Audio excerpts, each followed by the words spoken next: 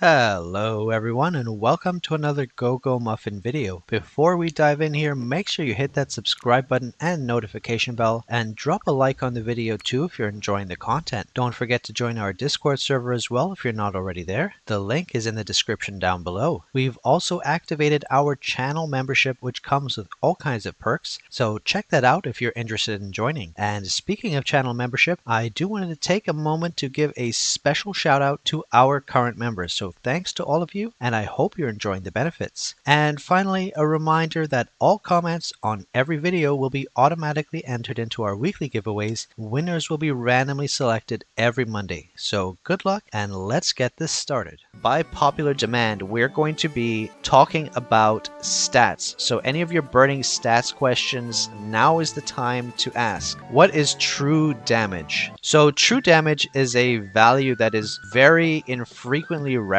For example, some of the effects of certain attacks show true damage, like for example here, Husky, Star Up. So you can see here in boss battles, when the opening skill effects deal 10% of your accumulated damage during the skill duration as true damage. So what true damage in this context means is that it deals that damage and it's not subject to any damage reductions. So if the boss has high defense, high resistance, etc., this ignores all of that. It deals true damage. So the value that this ends up being is dealt directly to the boss or enemy without any reductions being made to it. That's why it's called true damage.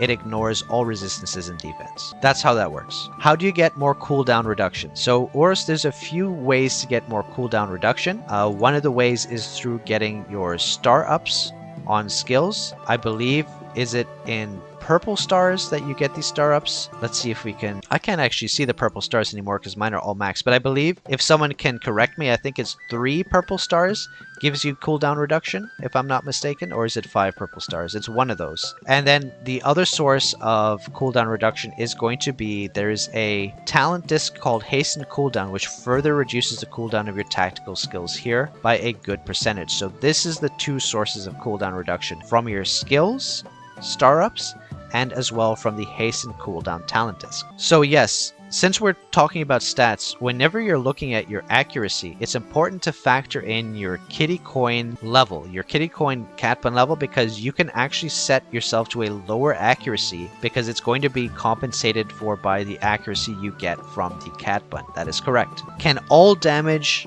include passive skills? Parse the same as stacking skill damage increasing passive skills. Or can all damage increasing passive skills stacking? I'm not sure exactly what you mean, Reed. Can you clarify your question? After Curator asks, is haste really important for DPS? Yes, it's extremely important, but how important it is depends on your class. So for example, as a Night Weaver, we need haste, but we need certain thresholds of haste because of how it increases our attack speed. Now, the amount of attack speed we have determines how many of these Blazing Shadow debuffs we can apply to the target before the effect of Overload State drops off. So you definitely need haste as a DPS, but depending on which DPS you are determines how much haste you need and how much you need to prioritize it. So yeah, every single DPS needs haste. The only question is how much. But I think generally speaking, a good balance with haste and mastery is important. Tank stats. Is endurance better than block? What about tenacity and mastery as a tank? So Akiva, if you're a tank, your main priority is going to be defense, followed up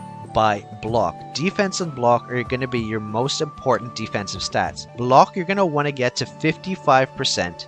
Because once you reach your higher class change 1 and 2, that means you're going to effectively have 100% block rate because of your skills. So you should aim for 55% block, as much defense as you can, and then you would get endurance after block. Endurance is very good because it is a percentage reduction in all damage taken. Then tenacity and evasion would be your final priority. So yeah, those are sort of the ways to approach defensive stats for a tank. Is the max stat 60% now? No, the max stat, the numerical cap, is 50%. Now, I do believe that the percentage you can gain from numerical stats does in fact increase at higher class changes. So at a higher class change, you would get, I think, 60% as a cap from numerical value as opposed to 50%. But I'm not 100% sure if that's going to happen already at class change 3 or if it goes up to 60% in class change 4. It might already be class change 3. Does crit rate affect damage output, for example, 35% versus 50%? Yes, Alvin, absolutely.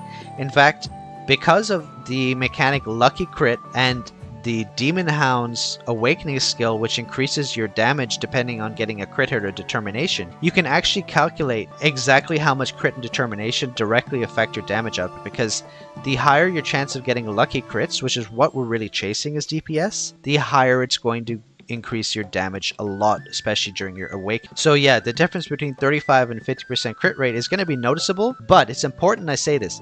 It's not worth severely reducing all your other stats to chase more of one stat. The idea with stats is, especially crit rate and determination, is to keep them balanced.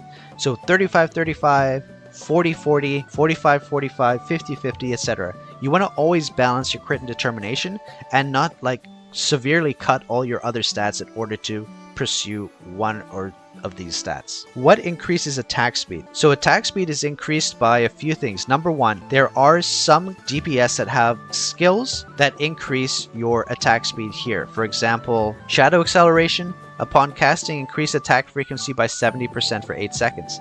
That is attack speed. You can see here it has A speed and then an up arrow. So this increases your attack speed by 70%. Additionally, there is a talent disc called Forging Foundation, which also increases your attack frequency here. And you can see here, this is another source. And then the final way to increase your attack speed is Haste.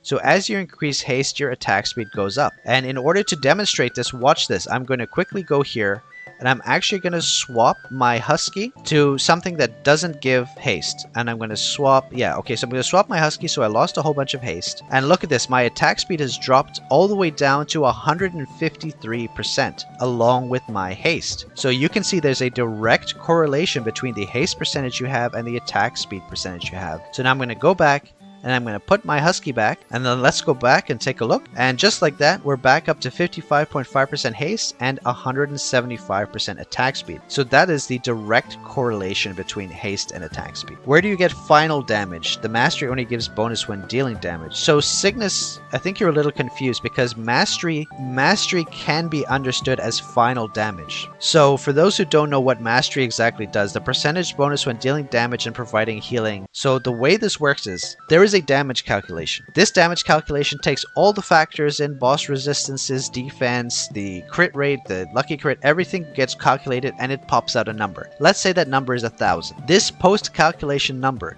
is then increased by your percentage of mastery. So if you have 50% mastery, that 1,000 damage hit becomes 1,500. So mastery percentage itself is final damage. It is a final damage percentage increase in the post-calculation damage number. So that means if you're going to deal 1 G, if you have 50% mastery, that attack's now going to deal 1.5 Gs. If you're going to deal 10 Gs, then with 50% mastery, it's going to deal 15 Gs. Do you see how insane the scaling is on that? Like, as you get more and more damage, especially in your individual hits, you're going to get significant damage increase because it is a percentage-based final damage increase. So if you deal a 20 G hit, it means you're getting a 10 G bonus in damage from having 50% mastery. So it's significant. Mastery is very, I would say, underestimated in just how good it is. If you're faced with an increase in crit or determination of 12%, which would you choose? So World Shatter, if I'm assuming you're talking about swapping between accuracies that give either crit or determination. So if you're going to swap to a new to a new accessory set that gives crit or determination, it's important that when doing so, you then change your Melomon moves and recasting in order to rebalance your crit and determination. So if you have 50% determination and all of a sudden you have 62% crit, then you should reduce some of your crit and increase your determination. So that's the thing. If you swap to a new accessory set and have to choose between crit and determination, you can choose either as long as you balance by changing your moves and recasting to get that balance back. So Reed asks, can all damage percentage provide as much damage as stacking skill damage percentage from passives if they are lower in value. So it really depends on what class you're playing, and it depends what the main damage sources are. So if your class gets a lot of damage from basic attacks, then all damage percentage, a lower value of it, can in fact pass skill damage percentage. Because keep in mind, skill damage percentage increases your damage of everything except basic attacks. So your core skill damage goes up, your tactical skill damage goes up, and your passive skill damage goes up. But your basic attacks aren't considered skill damage.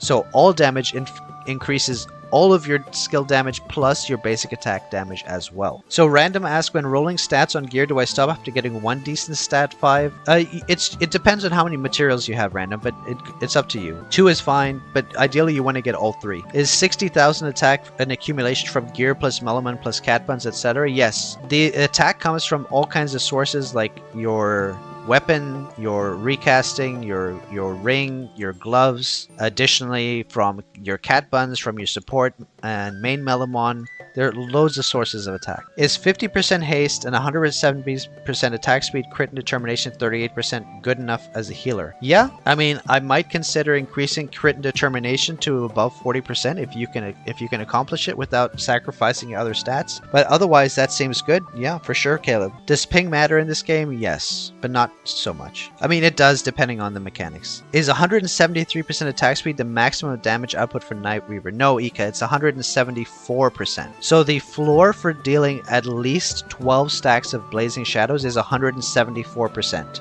Not 173%. I don't know that there is a max attack speed. Someone asked, do I know if there's a max attack speed? I don't know. I don't think there is. I think you can increase it pretty much indefinitely.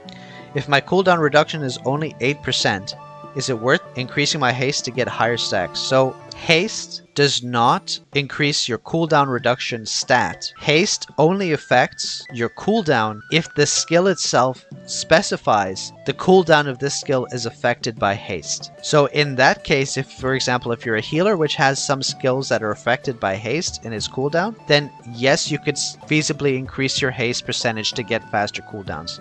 Yes. So JetFun says, I'm at 171 attack speed, but I can get 12% stacks with 50% cooldown reduction. So yes, there is a formula for Nightweaver that's depending on your cooldown reduction, you need more attack speed. So I have 20% cooldown reduction, which means I need 174% attack speed in order to get all 12 stacks or higher. Can heals crit? Yes, heals can crit. However, heals do not benefit from crit damage. Crit damage does not affect your healing at all. You can crit heal, you can get a determination heal which doubles the healing, but you can't get your healing increased by crit damage at all. So just to specify, even though crits can heal, they don't benefit from crit damage.